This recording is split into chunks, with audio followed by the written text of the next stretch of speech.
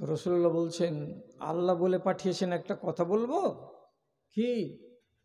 আওয়ালাউ কানা আবাউহুম লা ইয়াকিলুনা শাইয়্যান ওয়া লা ইয়াহতাদুন। তোমাদের বাপগুলো আগে যারা কত হয়ে গেছে, এরা বিদ্যা বুদ্ধির লোক ছিল না, এমন জিনিসকে পুজতো যেগুলো আসমান থেকে তোমাদের বাড়িতে নামতো না। তোমাদের বাপেরা এই কাঠকে হাঁসুয়া দিয়ে ছিলে ছিলে, নিহানার দিয়ে হাতুড়া দিয়ে মেরে মেরে মেরে মেরে ডিজাইন করে লাতের নকশা বানাতো, উজ্জার নকশা বানাতো এবং হবল খোদার নকশা বানিয়ে ঘরের কোণাতে টেবিলে সাজিয়ে রাখতো। তো তোমার হাতের তৈরি করা জিনিসগুলো কি জীবনে তোমার মাবুদ হয়? যে হোক চাহে না হোক, ওগুলোই মাবুদ, ওগুলাকে আমরা ছাড়বো না।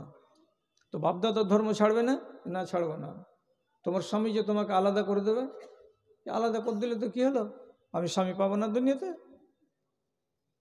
রসুল দেখছেন খুব মুডিয়াল মেয়ে, এত মুডিয়ার যে একটু নমনীয়তা তার ভেতরে লক্ষ্য করা যায় না। তখন রসুল্লাহ বলছেন, রাফে বিন সেনান, তোমার যে বাচ্চিটা আছে, এ বাচ্চিটা কে নিবে? মেয়েটা তখন সাথে সাথে বলছে, এটা আমার হক, আমার বাচ্চি, আমি কোনো মতেই ছাড়বো না। রাফে বিন সেনান বলছেন, আমি বাবা, আমি আমার বেটিটাকে ছাড়বো কেন? আমি স্ত্রীকে বাদ দেবো, বেটিকে তো বাদ দেবো না। দুজনের তর্ক লেগে গেল। তখন রাসূলুল্লাহ বলছেন, ইজলিস জানিবাহা, তুমি এ পার্শ্বে বসো। আর মেয়েটিকে বলছে, ইজলিসি জানিবাহা, তুমি এই বাচ্চিটার বাম দিকে বসো। বাম দিকে মাকে বসিয়ে আর ডান দিকে বাবাকে বসিয়ে মাঝখানে ছোট্ট বাচ্চিটাকে বসিয়ে দেওয়ার পরে বলছে, আমি যখন বলবো বাচ্চিটাকে যেতে, যে কোন দিকে তুমি যাবে যাও, তো যেদিকে বাচ্চা মেয়েটা যাবে, বাপের দিকে যদি যায় তো বাপের হবে, আর মায়ের দিকে যদি চলে যায় তো মায়েরই হবে, এটা আমার ফয়সালা। দুজনেই খালি এমনি এমনি করে বুদুর বুদুর করছে। আর এই বেচারি তো আল্লাহর নাম লিছে, আল্লাহ জি, ছেলে যদি ওদিকে চলে যায় তো চলে গেল। ই বলছে, হে লা তার হবল হবল হবল হবল হবল, ছেলে যদি ওদিকে চলে যায় তো সব মরে গেল। তো এর খোদা হলো হবল, এর মালিক হলো আল্লাহ তাআলা। तो निजे निजे खुदा का मानबे ना। वो अपने हाथ ही से पत्थरों के बुत बनाते थे, वो अपने हाथ ही से पत्थरों के बुत बनाते थे, उन्हीं के सामने झुकते उन्हीं के हमद गाते थे। किसी का नाम उज्जा था, किसी को लात कहते थे, होबल नामी बड़े बुत को बुतों का बाप कहते थे, बुतों का बाप कहते थे। सब থেকে বড় খোদার নাম হলো হবল। যুদ্ধের কালে বিপদের সমাদে অন্য খোদার নাম নেওয়া হতো না। লাত লাত লাত লাত না, এটা বলবেন না। উজ্জা উজ্জা উজ্জা উজ্জা উজ্জা উজ্জা বলবে না। বিপদের কালে সব থেকে বড় খোদা, ওইটা খোদার নাম কি? হবল। হবল বলতে গেলে একসঙ্গে সব বলবে, ও লো হবল, ও লো হবল। আর যখন ঘন ঘন করে বলতে লাগবে, হবল হবল হবল হবল হবল হবল হবল হবল হবল হবল হবল হবল হবল হবল হবল। ওই ধ্বনিটা আজও আছে, ওই ধ্বনিটা আজকেও আছে। মন্দিরে অনেক সময় দেখতে পাওয়া যায়, কি হবে না হবে, উলুধ্বনি দাও, উলুধ্বনি উলুধ্বনি উলুধ্বনি, এটাকে কি বলে? উলুধ্বনি। ভালো করে যদি খেয়াল করে দেখি, মোতালা করি, তা আমার মন বলে যে এটা উলুলুলুলুলুল, সেটা আলো হবল হবল হবল হবল হবল হবল হবল হবল হবল, ও ওলো হবল। আবু সুফিয়ানের মতো লোক বলছে, ও ওলো হবল, হবল উঁচু করো মাথা, জলদি নেমে এসো, জলদি মদত করো। তো মদতে ডাকতো কাকে? হবল খোদাকে। এই তখন বলছে, হবল হবল হবল হবল, বেটি যেন ওদিকে যেন না যাই। রাসূলুল্লাহ হঠাৎ করে বলছেন, এ বাচ্চিটা, কার দিকে যাবা? এদিকে যাবা না এদিকে যাবা? তো বাচ্চি কি যাবে? একসঙ্গে বাপও ডাকছে আওয়াজ দিয়ে, আর একই সঙ্গে মাও ডাকছে আওয়াজ দিয়ে। দুজন মুখোমুখি হয়ে বসে আছে, আর এদিক থেকে বাপ বলছে, সুমাইয়া এদিকে আয় মা। ওদিক থেকে মা বলছে, সুমাইয়া আয় আমার ধন। বাপ ডাকছে এদিকে, মা ডাকছে এদিকে। হাদিস বলছে কি, ফামালাত এলা উম্মেহা, বাচ্চিটা একটু করে কাত হয়ে গেল।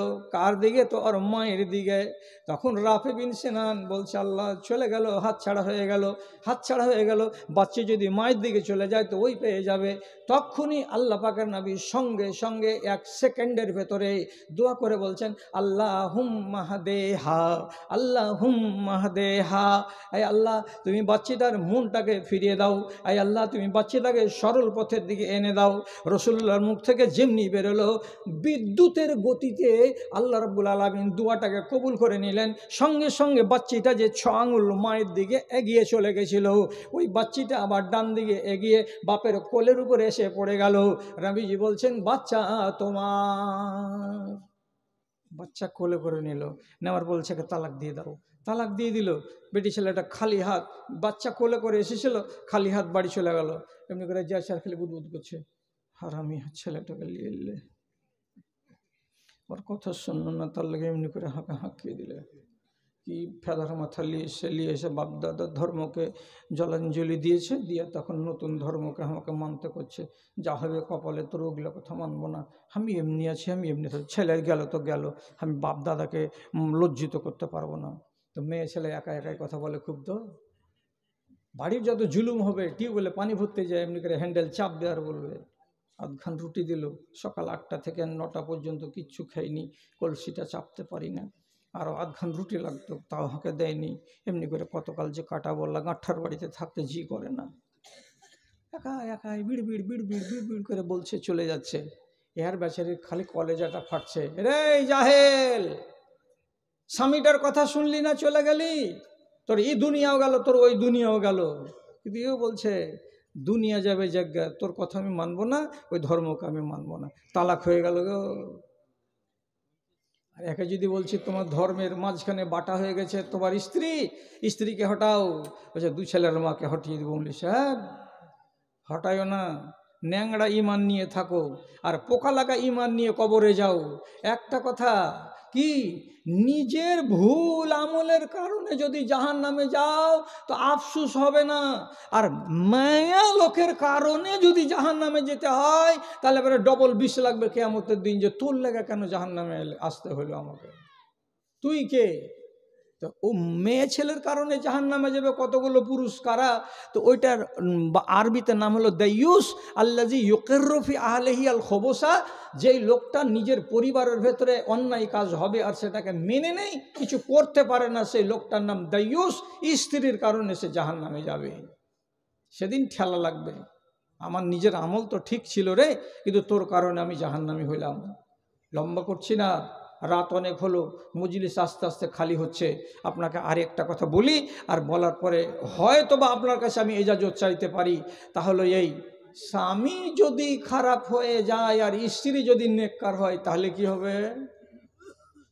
এতক্ষণ তো স্ত্রীর কথা শুনলেন, এবার স্বামীর কথা শুনেন। স্বামী হয়ে গেছে বদমাস, স্বামী নামাজি নয় বা দিনদার নয়, তাহলে কি করতে হবে? স্ত্রীটাকে স্পষ্ট কথা স্বামীকে ডাইরেক্ট বলতে হবে, তুমি নমাজ পড়বে না পড়বে না, তুমি দিন ধর্ম করবে না করবে না, তুমি মদ খাওয়া ছাড়বে না ছাড়বে না। যদি স্বামী উত্তর দেয় আমি নমাজ পড়ি চাহে না পড়ি, তুই আমার উপরে জোরাজোরি করবি না, আমি মদ খাই চাহে না খাই, তুই আমার উপরে জোরাজোরি করবি না। স্ত্রীর কথা যদি না শুনে, স্ত্রীকে সম্পূর্ণ পাওয়ার দেওয়া আছে, ওই স্বামীকে বাদ দিয়ে দাও, ওই স্বামীর তোমাকে ভাত খেতে হবে না, এর কারণে তুমি জাহান্নামী হবে। কেন? কাফেরকে তুমি খানা খাওয়াবে কেন? এ তো কাফের। যে ইনকার করে নমাজকে সে কাফের, যে ইনকার করে যে না আমি মদ খাবো তাতে তোর কি, সে হলো কাফির। আপনাকে তো রাগ লাগবে যে মুলি সাহেব এইগুলা কড়া ফতোয়াকে এই যুগে চলবে? কড়া ফতোয়া এই যুগে চলবে না। তো আলেম ওলাম এই ভাই আমার আছেন, ইনাকে সাক্ষী করে বলছি, একবারে সহি কথা। আব্দুল্লাহ বিন উমর বলে দিয়েছেন, সাইয়াতি আলান নাস জামানুন ইয়াখরুজুনা মিন সলাতিহিম ওয়া লাইসা ফিহিম মুমিনুন। একটা জমানা চলে আসবে, সেই যুগের লোক 40টা লোক ফজরের নামাজ পড়ে বের হবে, আপনি দেখবেন, দেখার পরে বলবেন সুবহানাল্লাহ, কত এরা ভালো লোক জি, ফজরের টাইমে নামাজ পড়ে বের হলো। তো আব্দুল্লাহ বিন উমর কি বলছেন? লাইসা ফিহিম মুমিনুন, 40টাকে 40টা একটাও ইমানদার নয়। কি এরা ফজরের নামাজ পড়ে বের হলো তো একটাও ইমানদার নয়, মানে কি? এরা মুসলমান, এরা মুমিন নয়, এদের কাছে ঈমান নেই। তা আপনাকে এত কষ্ট লাগছে কেন? আমি যদি এই কথাটা বলি যে একজন বেদিন যে নামাজ পড়ে না সে লোকটা তো কাফির, আর কাফিরের কাছে একটা নামাজ পড়া বেটি ছেলে থাকবে কেন? থাকতে পারে না। আপনি তো জুদা হয়ে যাবে।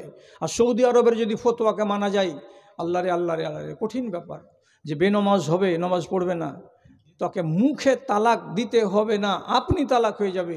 আর বেনমাজে নমাজকে অস্বীকার করে সে যদি মারা যায়, তো মুসলমানদের সাধারণ কবরস্থানে তাকে দাফন করা যাবে না, তাকে আলাদা জায়গাতে কবর দিতে হবে। এত বড় ফতোয়া আছে সৌদি আরবের। এবং আজও সৌদি আরবে এই রিওয়াজ আছে।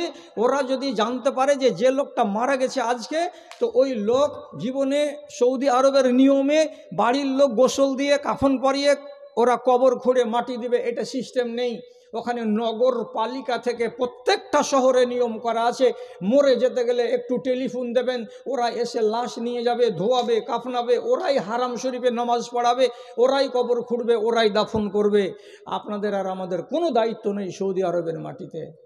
দেখতে পাবেন প্রত্যেক নামাজের শেষে যে 4টা 5টা করে জানাজা প্রত্যেক দিন বেরিয়ে আসে, লাইভ দেখবেন, মোবাইল তো আছে আপনার কাছে, এটাকে মিথ্যা কথা। এবার ওরা যদি জানতে পারে যে লাশটাকে নিয়ে এসেছি আমরা কাফন টাফন করে, এটা ছিল বেনামাজ, নমাজ পড়তো না জীবনে, তো ওরা যদি জানতে পারে কথাটা, তাহলে ওই লাশকে হারাম শরীফে নিয়ে যাবে না জানাজার জন্য। কি করবে? ফাইন্নাহুম ইয়ারমুনাহা, ওকে চালিয়ে ফেলে দিয়ে আসবে কোথায়? কোনো নির্জন পাহাড়ের চূড়ায় রেখে দিয়ে চলে আসবে উপরে।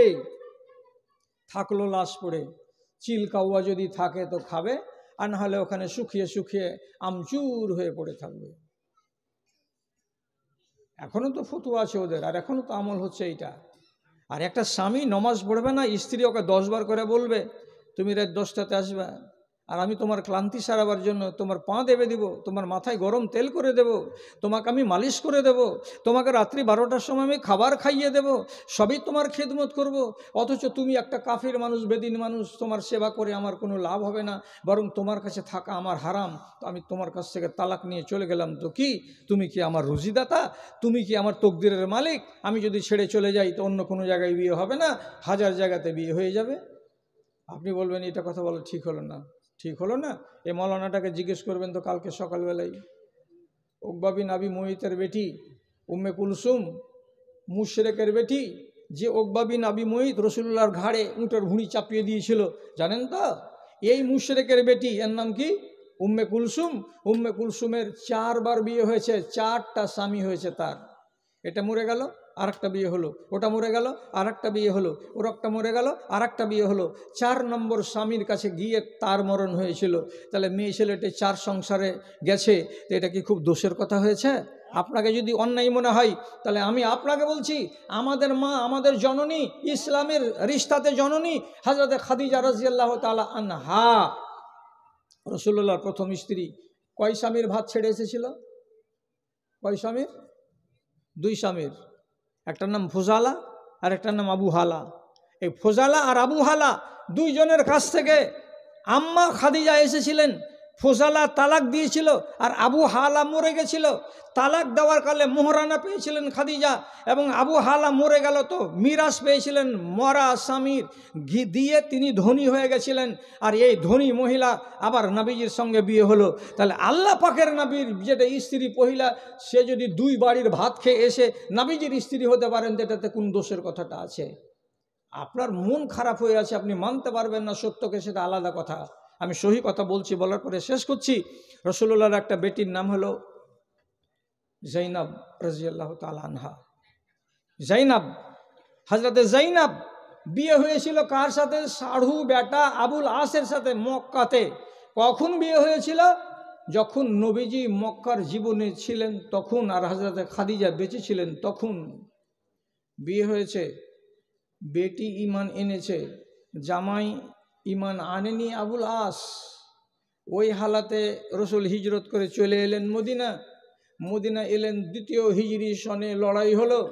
লড়াইয়ের ময়দান বদর। বদরে যদি রসুলুল্লাহ দেখছেন তো দুশ্মনদের লাইনে খাড়া হয়ে আছে কে? তো জামাই বাবু। রসুলুল্লাহ কপালে হাত দেখছেন, ওরে সুবহানাল্লাহ, তুই তো এক জামাই হলি, তারপরে ভাইরা বেটা হলি, আর আজকে শ্বশুরের সামনে তরবারি নিয়ে খাড়া। তুই যদি সুযোগ পাস তো শ্বশুরকে তো কাটতে ছাড়বি না। রসুল শুধু দেখলেন তামাশা। আল্লাহ তাআলার হুকুম হলো, 70টা কয়েদি হয়ে গেল, আর বাদবাকি কিছু মরলো, আর বাদবাকিটি পালিয়ে গেল। এই 70টা কয়েদির ভিতরে আবুল আসের হাতে দড়ি দেওয়া আছে, আর মসজিদে নবাবির এক সাইডে পিলারে ওকে বেঁধে রাখা হয়েছে আর 70টা কয়েদির সাথে। রসুল খবর করলেন, নিজের নিজের কয়েদিকে নিয়ে যাও মক্কার লোক, বিনা পয়সায় কাউকে ছাড়া হবে না, টাকা নিব, কয়েদিকে ছেড়ে দেব। এ কথা যখন এলান হলো, তখন স্বামীকে ছাড়াবার জন্য রসুলুল্লাহর বেটি জাইনাব রাজিয়াল্লাহু তাআলা আনহা মার কাছ থেকে হার পেয়েছিলেন, একখানা চাঁদির কি সোনার হার, সেই হারখানাকে দিয়ে পাঠালেন লোকের মারফতে। রসুলুল্লাহ মসজিদে বসে আছেন, একের পর এক লোক আসছে আর নিজের আসামিকে মাল দিয়ে টাকা দিয়ে ছাড়িয়ে নিয়ে যাচ্ছে। এমন সময় একটা লোক এলো, রসুলুল্লাহর সামনে এসে বসলো। বসার পরে তখন কাপড়ের ভেতর থেকে একখানা চেন বের করে দিয়ে রসুলুল্লাহর হাতে জমা করে দিয়ে বলছেন, আল্লাহ রসুল, হাজহি ফেদাও আবিল আস, আবুল আসকে মুক্ত করে দিবেন, তার বিনিময়ে এই জিনিসটা আপনার হাতে তুলে দেওয়া হচ্ছে। রসুলুল্লাহ বলছেন, এবার ভাইরা বেটাকে ছাড়তে হবে। কিন্তু এখনও খুলেননি যে তেনার ভিতরে কি আছে, কাপড়ের ভিতরে কি আছে। রসুলুল্লাহ এবার যখন দেখছেন যে কয় টাকা আছে, কয় দিরহাম আছে, এরকম করে যেমনি খুলে দেখেছেন একটা হারখানা দেখা মাত্রই আল্লাহ পাকের নবীর চোখের কোনা দিয়ে মোটা মোটা 2 ফোঁটা পানি কাল পর্যন্ত গড়ে নেমে এলো। কাঁদতে লাগলেন। সব সাহাবী বড় বড় চোখ করে দেখে বলছেন, হার দেখে কাঁদছেন কেন নবীজি? আল্লাহ পাকের রসুল খুব করুণ কণ্ঠে বলছেন, এই হারখানার সাথে একটা ইতিহাস জড়িয়ে আছে, যার কারণে হারখানা দেখে ইতিহাসকে স্মরণ করলাম। আর সে কথা যখন মগজে এলো, তখন চোখের কোনা দিয়ে পানি নেমে এলো। কি কথা? নবীজির কাছে যখন সাহাবায়ে কেরাম জানতে চাইলেন, আল্লাহ পাকের নবী বলছেন, এই হারখানা আমার প্রথম স্ত্রী খাদিজার, যেই বিবিটা আমাকে দুঃখের দিনে শান্তি দিয়েছিল, যেই বিবিটা আমাকে আওলাদের মুখ দেখিয়েছিল, এই বিবিটাকে বাদ দিয়ে বাকি 8টা বিবির পেট থেকে একটাও বাচ্চা হয়নি। যেই বিবিটা আমাকে কঠিন দিনে শক্তি জুগিয়েছিল, সাহস জুগিয়েছিল, যেই স্ত্রীটার ধনে মালে ব্যবসা করে আমি নিজে পায়ে দাঁড়াতে পেরেছিলাম, যেই বিবিটা সেই দুঃখের কালে আমার উপরে ঈমান এনেছিল এবং আমাকে সে বিশ্বাস করেছিল, করে আমাকে বিয়ে করেছিল, আমি গরিব বলে আমাকে হেতহুত করে দেয়নি, ওই স্ত্রী খাদিজার হলো এটা হার। আর এই হারখানা আমার স্ত্রী তার বেটি জাইনাবকে যখন বিয়ে দিয়ে বিদায় করেছিল, সেদিন বেটির গলায় দিয়ে জামাইয়ের বাড়ি পাঠিয়েছিল। ওই আমার স্ত্রীর হারখানা আমার বেটির কাছে ছিল, আজ আমার বেটির কাছ থেকে চলে এলো কোথায়? তো মুসলমানদের রাষ্ট্রীয় কোষাগারে। আমার বেটিও মালিক থাকলো না, হারখানা আমার পরিবার থেকে হারিয়ে গেল, আমার চিহ্নটা জিন্দগির মতো হারিয়ে গেল। আহাহারি! রসুলুল্লাহর চোখে পানি থাকবে আর সাহাবীরা কাঁদবে না, এটা মানা যায়? যার জন্য আমরা জীবন দিতে তৈরি আছি, সে লোকটা আমাদের সামনে কাঁদবে? সাহাবায়ে কেরাম বলছেন, কি করতে হবে আল্লাহ রসুল? তো আল্লাহ পাক নাই বলছেন, তোমরা যদি এই হারখানা না নিয়ে যে দিয়ে পাঠিয়েছে তার কাছে ফেরত পাঠিয়ে দাও, আর বিনা বিনিময়ে বিনা মুক্তিপণে এই ছেলেটাকে যদি তোমরা ছেড়ে দাও, তাহলে আমি তোমাদের কাছে আবদার করছি, হুকুম করিনি। কেন হুকুম করাটা উচিত নয়, আসলে পাওনা হলো এটা ইসলামী রাষ্ট্রের। সবাই বন্দিকে যদি টাকা দিয়ে ছাড়ায়, তো এই বন্দিটা টাকা দিয়ে কেন নিজেকে ছাড়াবে না? অতএব আমি এটা সুপারিশ করিনি, তোমাদের কাছে আরজি জানাচ্ছি, তোমাদের মন যদি চায় তো তাহলে বিনা টাকাতে এই ছেলেটাকে ছেড়ে দাও, আর হারখানা যেখান থেকে এসেছে ওখানে পাঠিয়ে দাও। সব সাহাবীটি বলছেন, জি জি জি জি জি লাব্বাইক। এই হারখানা আপনার মেয়ে পাঠিয়েছে তো, এবং হযরতে খাদিজা উম্মুল মুমিনিনের হার, এই নিদর্শন আপনার বাড়ি থেকে যেন বাইরে না যায়। আমরা রাজি আছি আল্লাহ রসুল, আপনার জামাইকে আমরা ছেড়ে দিলাম বিনা টাকাতে, বিনা পয়সাতে, বিনা মুক্তিপণে। হার তুলে দেওয়া হলো আবুল আসের হাতে, আর আবুল আসের বাঁধনকে খুলে দেওয়া হলো, আর দিয়ে বলা হলো, যাও, তোমাকে মুক্ত করে দিলাম। কিন্তু যাওয়ার টাইমে রসুলুল্লাহ আবুল আসকে সামনে ডেকে বলছেন, আমার একটা কথা কানে তোলো। জি বলেন। তো বলছে, আমার বেটি হলো মমিন আর তুমি হলে কাফের। একটা মমিন একটা কাফেরের কাছে জীবন কাটাতে পাবে না। ইসলামের প্রারম্ভিক কালে ওই কানুনটা আসেনি বলে একই বাড়িতে বেদিন স্বামী আর ইমানদার স্ত্রী, কিংবা কোনো বাড়িতে বেদিন স্ত্রী ইমানদার স্বামী সংসার করেছে। এখন আল্লাহ তাআলা কানুন নাজিল করে দিয়েছেন, কোনো জোড়া, কোনো দাম্পত্য জীবনে যদি তারা একজন ইমানদার হয় আর একজন ইমানদার না হয়, তাহলে হবে না, সংসারটা ভেঙে যাবে। তো আমার বেটি হলো ইমানদার আর তুমি হলো একটা কাফের, তোমার কাছে আমার বেটির থাকা জায়েজ নয়। তার জন্য আমি তোমাকে বলছি, এটা কথা মেনে নাও, এখান থেকে বাড়ি যাও আর হারখানা আমার বেটিকে দিয়ে দাও, আর দেওয়ার পরে আমার বেটিকে আমার কাছে জমা দিয়ে চলে যাও। আমার বেটিকে তুমি স্ত্রী করে আর রাখতে পারবে না। মানলা কথা, মানবা কথা। আবুল আস নিজের ধর্মের ওপরে কত অটল ছিল। বলছে জি মেনে নিলাম, আপনার বেটিকে ফেরত করে দিব। বুখারী শরীফের রিওয়ায়াত কি আছে, ইন্নাহু কাল্লামানি ওয়া ওয়াদানি সুম্মা ওয়াফানি। ছেলেটা আমার সঙ্গে কথা বলেছে, কথা বলার পরে ওয়াদা করেছে, আর ওয়াদা করার পরে ওয়াদাটাকে রক্ষা করেছে। সবটি কথা মজুদ।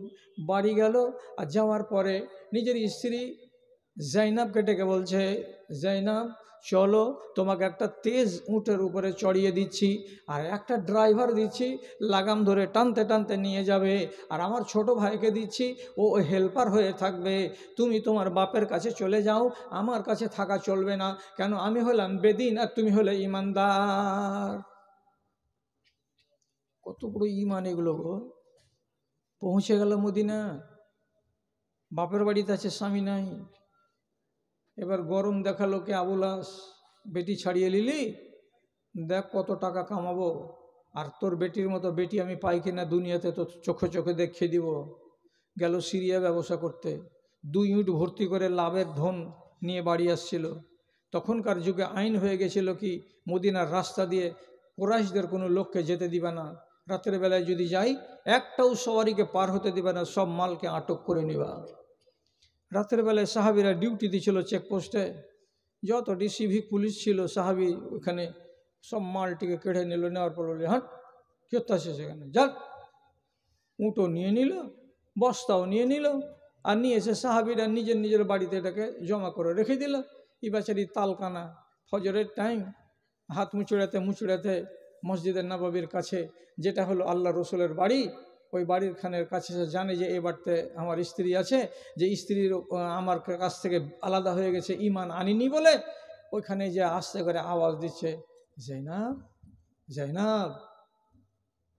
জাইনাব স্বামীর আওয়াজ চিনতে পারছে, এতকাল তার সাথে ঘর গৃহস্থালি করা মেয়ে, হঠাৎ করে রাতের অন্ধকারে আওয়াজ করে বলছে, আবুল আস। বলছে হ্যাঁ, এখানে এখানে কত বড় বিপদ, তুমি এই জায়গাতে চলে এসছো তার মানে?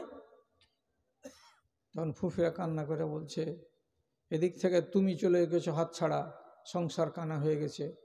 রাত্রিতে মাল কামাই করে নিয়ে আসছিলাম, রাতের বেলায় পহারাদারেরা মালটিকে কেড়ে নিয়েছে। আমার মতো নাদান, নিঃস্ব, ফকির, দুঃখী, অভাবী আর সংসারে নেই, কিছু ভালো লাগে না জাইনাব। জাইনাবের মনটা গলে গেল, কিছুই হোক স্বামী, দিন কবুল করেনি বলে আমার বাপ ডেকে নিয়েছে ওর কাছ থেকে, কিন্তু কলেজাটা তো ছিঁড়ছে।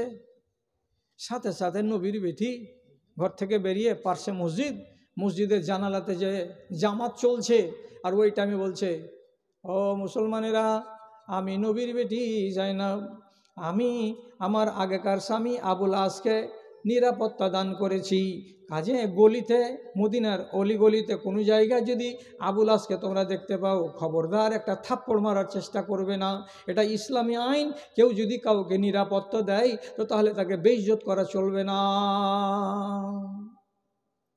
রাসূল সালাম ফিরে দিয়ে বলছেন, হায় হায় কোন কাজ করলে, বেটি দুশ্মন জামাইকে ফের ঘরের ভিতরে ডেকে নিয়েছে, নিরাপত্তা দিয়ে দিয়েছে। রাসূল সেদিন জিকির আজকার কম করে দিয়ে তাড়াতাড়ি করে হন হন করে হাঁটতে হাঁটতে বাড়ি এলেন, এসে বলছেন, কি বেটা জাইনাব, কে আছে ঘরে? বলছে আবুল আস আছে। রাসূল মনে মনে ভাবলেন যে আমার বেটি মনে হয় জামাইকে ভুলেনি। তখন কানুন শোনাচ্ছেন এইবার নিজের বেটিকে, কি বলে, আকরিমি মাসওয়াহু ওয়ালা তাকরাবি ইলাইহি, বেটি আমি তোমার বাপ তোমাকে বলছি, এটা ধর্মের তাগিদ। ছেলেটা তোমার খালাতো ভাই হলো এবং তোমার এক যুগের স্বামী হলো, কাজে যদি নাস্তা পানি কিছু করাও তো করাও, ঠিক আছে ওটা মেনে নিলাম, কিন্তু ওই ছেলেটার গোড়াই যাবে না, তার মানে তার কাছে ঘেঁষে বসবে না, তাকে স্বামী হিসাবে তার সম্মান করবে না, এবং সে যদি তোমাকে কাছে ডাকে তো তার পাশে তোমার ঘুমানো চলবে না। একদম মেনে নিচ্ছে বেটি। হ্যাঁ বাজান, শুধু খেতে দিচ্ছি। দিয়ে সকাল হলো, বলছে আরে বাবা তুমি আমার বেটিকে ছাড়া থাকতে পারো না, আর আমার বেটি তোমাকে ভুলতে পারছে না, তো তুমি ইমান টানতে পারো না? তো রাগে জ্বালাতে বলছে হ্যাঁ ইমান আনবে, ইমান আনতে পারো না, ইমান আনতে পারো না করছে। অতটি টাকার মাল রাতের বেলায় তোমার লোকেরা সব লুটে পুটে নিয়েছে, টাকাটি দিতে পারবা? ইমান ইমান ইমান ইমান করছে। রসুল্লাহ বলছেন যদি এনে দেওয়া যায় তো ইমান আনবা নাকি? হ্যাঁ আনবো। এখন টেম্পার হয়ে আছে, তো রাগের জ্বালে হ্যাঁ আনবো। রসুল মসজিদে গিয়ে বললেন, লোকেরা রাতের বেলায় তোমরা কে কে ডিউটি দিছিলে? তো ডিউটিতে এখন আমাকে পশ্চিমবাংলাতে কোনটা চৌরাহা ফাঁকা আছে কহেন তো? আছে ফাঁকা? যত বালুর গাড়ি মালঝাড়, যত কয়লার গাড়ি টাকা ফেল, টাকা দিয়ে যা। এটা ওসুর লিছে ওরা। আর এই সিভিক পুলিশ এর উপরে যাহার কত দয়া হচ্ছে, আমার কলেজে ছিঁড়িচ্ছে সিভিক পুলিশের উপরে। বেচারারা তোরা কত শক্ত ডিউটি করছিস হে, আর কয় টাকা করে পাবি? কিছু 15,000। হায় হায় হায় হায়, মমতাকে যদি পাপ লাগে তো সিভিক পুলিশেরই পাপ লাগবে। জি, এত শক্ত ডিউটি করছে, যারা পার্মানেন্ট ডিউটি চাকরি করা লোক ওদের 20 গুণ ডিউটি করছে কারা? তো সিভিক পুলিশেরা। যত গাড়ি ঘেরে টাকা আদায় করা, রুল দেখাবার, লাঠি দেখাবার, রেলিং ফেলে দিয়ে গাড়িকে আটকে রাখার সব দায়িত্ব কার? এই সিভিক পুলিশের 15,000 বেতনের। আর যেটা গাড়োয়া মিলে ওখানে বসে আছে,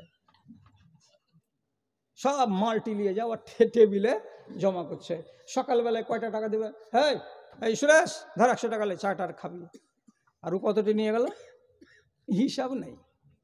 শালা এগুলা বললে তখন ফের পুলিশে হামাকা হয়তো তেড়ে নিয়ে বেড়ে ফেলে, কি আল্লাহ তাআলা জানে। এ তো হক কথা গো। ভালুকা রোডে রাত্রি 12টার সময় আমি জালসা করে আসছি, যে আমি ট্রেন ধরবো, ধরে বাড়ি যাব, তো 3-4টা সিভিক পুলিশ এসে বলছে সালাম সালাম সালাম। সালাম কেন কইছি সেটা বলো, আসসালামু আলাইকুম কইছে মৌলানা আমরা হিন্দু।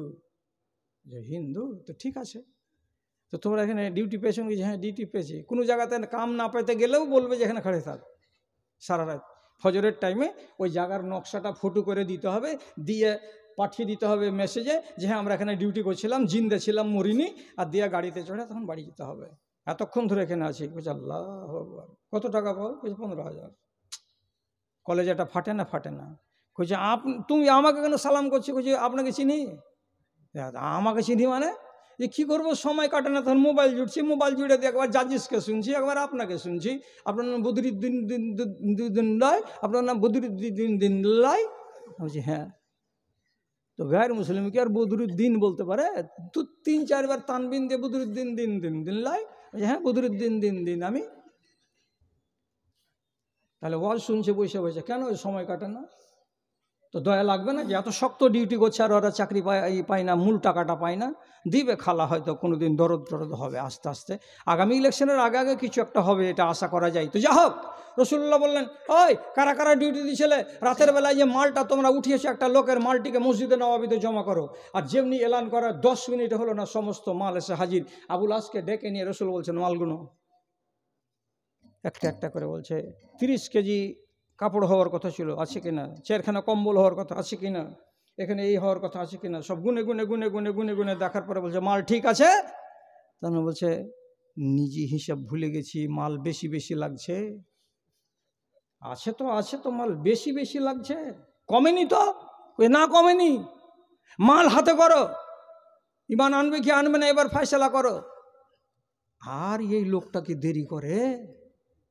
এতগুলো তামাশা হয়ে যাওয়ার পর শেষ পর্যায়ে এসে মালকে নিয়ে বাড়ি গিয়ে তারপরে ইমান এনে আবার নবীজির বাড়িতে আসার পরে বলছেন জি আমি ইমান আনবো।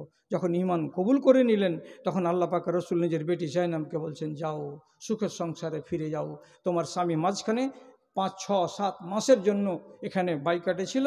আর তার আগে তো বদরের যুদ্ধ থেকে নিয়ে আজ পর্যন্ত কেটে গেল কাছাকাছি 1 বছর। এই সময়টা তোমাদের গেল শুধু তপস্যা করতে করতে। এখন থেকে তোমরা সুখের সংসারে যাও। আপনি নিজে চিন্তা করেন, স্ত্রী স্বামীকে ছেড়ে দিয়েছিল কিসের কারণে? ইসলামের কারণে। আমি দিন বাঁচাবো, আমি স্বামী দেখতে পারবো না। তাহলে আজ আমার আলোচনা আপনাদের সামনে ছিল যে আমাদের মূল শত্রু কয়টা? আওলাদ। মূল শত্রু হলো বিবি, আর মূল শত্রু হলো ধন দৌলত, আর মূল শত্রু হলো কি আমাদের ইবলিস শয়তান। 4টার হাত থেকে আপনি নিজের ঈমানকে হেফাজত করুন, তাহলে কামিয়াব। আর কাউরি ফক্করে পড়ে গিয়ে যদি ঈমান নষ্ট করেন তাহলে দুনিয়াটা সুখের হবে, আখেরাত সুখের হবে না। আল্লাহ আপনাদের তৌফিক দান করুন। ঘড়িতে এখন বাজছে 2:20, আর 10 মিনিট হতে গেলে 2:30 বেজে যাবে। কতক্ষণ যে বললাম নিজে খেয়াল রাখতে পারিনি। মনে হয় 12:30তে স্টার্ট করেছি, মনে হচ্ছে আন্দাজের উপরে। 12:30, 1:30, 2:30। বুড়া মানুষেরও 2 ঘন্টা হয়ে যাবে মাত্র 10 মিনিট হলে। আপনারা যতটি লোক আছেন 100 টাকা করে টাকা দিন জলদি। আমি টাকাটা নিব আর একটু দোয়া করবো, করে এখান থেকে যাব। আব্দুর রহমান থেকে 50,000 টাকা। ওরে সুবহানাল্লাহ, বান কাটাবার আগে একবারে কুণ্ঠে থেকে গজড় বাড়িয়ে গেল গো। হ্যাঁ, 50,000 টাকা হরিপুর থেকে এসে এক ভাই আব্দুর রহমান নাকি? আব্দুর রহমান, মাশাআল্লাহ, আলহামদুলিল্লাহ, জাযাকাল্লাহ। আল্লাহুম্মা আইয়িদহু বিল ইলমি ওয়াল হিলমি ওয়া যায়্যিনহু বিল ঈমানি ওয়াত তাকওয়া ওয়া লা তু'রিজহু বিল ফিতানি ইয়া রাব্বাল আলামিন। আল্লাহুম্মা আকসির মালাহু ওয়া ওয়ালাদাহু ওয়া বারিক লাহু ফীমা আতাইতাহু ওয়া জিদ ফি উমরিহি আমিন। 100 টাকা টাকা। এই লালদার কাপড় সিটারওয়ালা, 20 টাকা দাও।